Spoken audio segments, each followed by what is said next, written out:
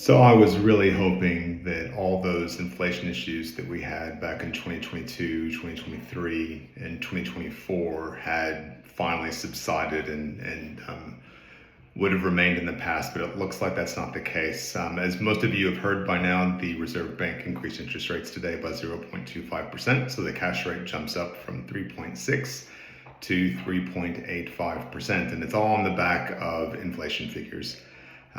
The Reserve Bank used to report their inflation data quarterly, and so they were quite slow in the past at making decisions on when to either increase or decrease interest rates in relation to inflation. But in November, they moved to a month-to-month reporting system, and so they're being a bit more aggressive now with their reporting and a bit more aggressive in their decision making. And they weren't happy with the end of year inflation figures. I think it was 3.8% for the year 2025 for inflation, and the target band is between 2 and 3%. So we were well above that, and they had no choice but to increase interest rates today. Now, if you cast your mind back to 2022, inflation was 7.8% for the year. 2023, it was 5.6%. In 2024, it came down to 3.2%, and that was all on the back of the variable rate increasing by 2.5–3%. So a massive shift from the low 2% variable rates that we saw in 2020 and 2021 through COVID. In 2025, we had this nice, lovely year where we only saw interest rates being reduced by 3 times, I believe, last year that we had rates come down. But because of those rates coming down, it makes spending easier. People have a bit more money in their pocket, and it looks like people were spending. So at the end of 2025, inflation was a bit too high for the Reserve Bank's liking, and now we see higher rates and potentially more to come. Now, 2 interesting points in the RBA announcement. One, obviously, was the inflation issue that I've just talked about. The other one was the unemployment rate, and the fact that the unemployment rate in December went down, so which is a good thing in the end. The jobs market added more jobs than they had first expected, which means less people are now unemployed, which is great.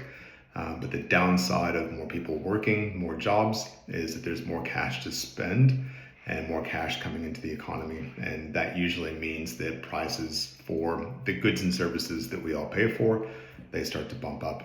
Okay, and that's where we get the issue with inflation. So here we sit with a Reserve Bank increasing interest rates by 0.25.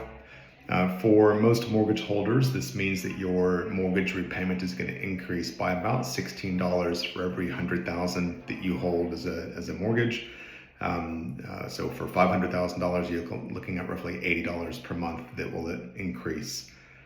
For those that are trying to purchase a property, whether you're first home buyers or upgraders or investors, you're looking at a decrease in your borrowing capacity of between $30,000 and $40,000, depending on a number of factors relating to income and living expense.